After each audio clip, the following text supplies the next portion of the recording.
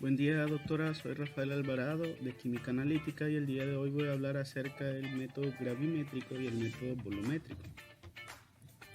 Empezaré definiendo lo que es el método gravimétrico. Bueno, los métodos gravimétricos determinan el peso de algún constituyente o una sustancia determinada. Los cálculos se verifican con auxilio de los pesos atómicos y moleculares y se fundamentan con una constancia de composición de sustancias puras y en las relaciones ponderales. El cloruro soluble, como el cloruro sódico, tratado como una sal soluble de plata, da un precipitado de cloruro de plata. Y entre las reglas para obtener el factor gravimétrico tenemos 1. El factor gravimétrico está representado siempre por el peso atómico o el peso de fórmula de la sustancia buscada por numerador y el peso de la sustancia pesada por denominador. Aunque la conversión de la sustancia que se busca en la que se pesa se verifica mediante una serie de reacciones, solamente estas dos sustancias están implicadas en el cálculo de factor. Se prescinde de todas las sustancias intermedias excepto de las que se indican en la regla 3, y la regla 3 es el número de veces de los pesos atómicos o formulares de las sustancias figura el denominador del factor debe representar la esquiometría de la reacción química que tiene lugar. Los factores gravimétricos son muy convenientes en la realización de los cálculos, especialmente cuando se hacen análisis repetitivos de un determinado constituyente. Entre los factores tenemos el factor cambio de peso. La pérdida o ganancia de peso puede utilizarse en los factores gravimétricos siempre que dichos cambios sean debidos a una reacción sencilla o definida estequiométricamente. Muestras de peso factor. La expresión general puede calcularse cualquier término si son conocidos los restantes. En los laboratorios industriales en que se analizan muchas muestras análogas, resulta ventajoso establecer métodos rutinarios en que exista una relación sencilla entre la cantidad de la sustancia pesada y el tanto por ciento del constituyente buscado.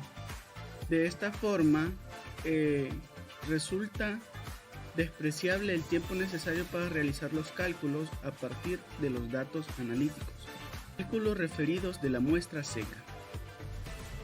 Bueno, para las muestras que tienden a ganar o perder humedad con facilidad, los análisis de distintos tiempos y en condiciones diferentes de almacenamiento no resultan concordantes con estas muestras húmedas.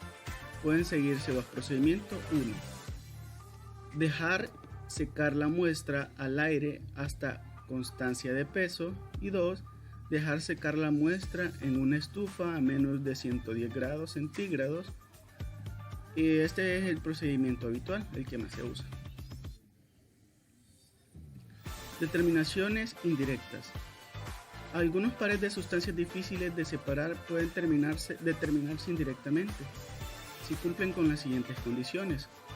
Una de ellas es que puede observarse conjuntamente en forma pura para la pesada, y la otra es que contiene un elemento ion común que puede convertirse en otro producto y ser pesado como tal. Es posible combinar métodos gravimétricos y volumétricos en análisis indirecto. El método indirecto no debe aplicarse en la determinación de un constituyente que esté presente en cantidades muy pequeñas, pues cualquier error de la determinación del otro constituyente, aunque sea pequeño, queda automáticamente reflejado como error importante del signo contrario en este constituyente. Ahora paso a definir lo que es el método volumétrico.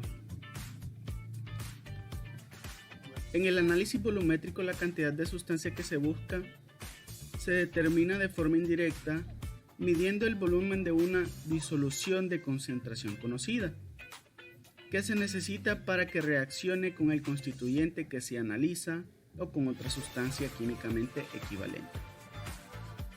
El proceso de adición de un volumen medio de la disolución de concentración conocida para que reaccione con el constituyente buscado se denomina valoración. Disolución patrón. Cualquier disolución cuya concentración sea exactamente conocida es una disolución Cualquier disolución cuya concentración sea exactamente conocida es una disolución patrón. Puede prepararse por dos métodos distintos y tenemos lo que es el método directo. Se disuelve una cantidad exacta pesada de soluto de composición definida y conocida y se lleva a la disolución de un volumen conocido en un matraz volumétrico. La concentración se calcula a partir del peso y volumen conocidos. El método indirecto. Gran parte de los compuestos se utilizan como reactivos valorantes.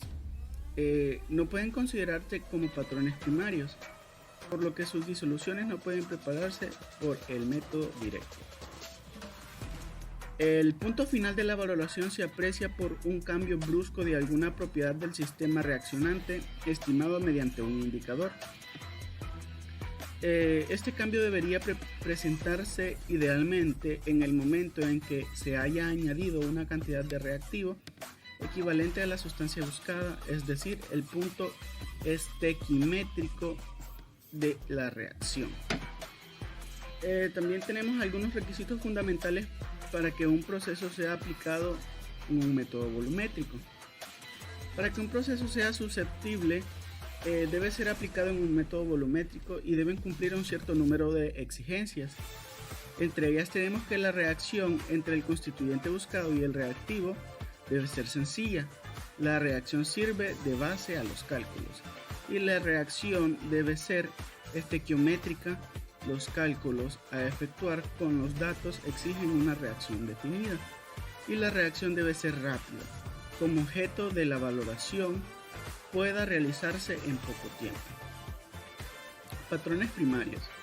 Para que una sustancia pueda considerarse como patrón primario, debe cumplir ciertas condiciones. Debe tener una pureza absoluta o conocida en componente activo. Cuando la sustancia no es absolutamente pura, todas las impurezas deben ser inertes respecto a la sustancia que se pone en juego. Las sustancias interferentes que acompañan como impurezas a un patrón primario deben ser susceptibles de identificar mediante ensayos sencillos con la sensibilidad conocida. Las sustancias de patrón primario deben ser estables a las temperaturas necesarias para desecarse en la estufa. Detección del punto final. Indicadores. El punto final de una valoración se detecta mediante un cambio brusco de alguna propiedad de la mezcla reaccionante o de alguna sustancia que se añada a dicha mezcla. Los métodos principales de indicación del punto final, que en general consiste en una observación visual del cambio de la medida de alguna propiedad física del sistema. Entre los métodos tenemos los métodos visuales. El reactivo es autoindicador, indicadores ácido-base, indicadores redox, formación de productos solubles de color diferente. Y entre los métodos electrónicos tenemos tensiométrico, conductométrico, amperométrico, etc. Principios generales del análisis volumétrico. En todo análisis volumétrico, sea para la normalización de disoluciones o para el análisis de problemas desconocidos, debe observarse los siguientes principios generales. Número 1. La muestra tomada no debe ser demasiado pequeña. Número 2. El volumen consumido del reactivo no debe ser demasiado pequeño. Número 3. La muestra tomada no debe ser tan grande que dé lugar a que haya que volver a llenar la bureta para completar la valoración. Número 4. La concentración del reactivo debe elegirse en concordancia con las condiciones del 1 a 3. Además tenemos los tipos de reacciones en volumetría. Son muchas las reacciones que cumplen las condiciones fundamentales para poderse aplicar en métodos volumétricos. Es adecuada la siguiente clasificación de las reacciones en tres grupos principales, sobre todo en cuanto a la definición de equivalencia. Tenemos lo que son las reacciones de neutralización. La reacción entre un ácido-base se denomina neutralización. La formación de precipitados y ionógenos débiles y iones complejos. Estas reacciones llegan a ser complejas debido a que los iones son eliminados de la disolución, y las reacciones de óxido-reducción o redox. Estas reacciones implican la transferencia de uno o más electrones desde agente reductor al oxidante. Y esto ha sido todo de mi parte, doctora. Muchas gracias.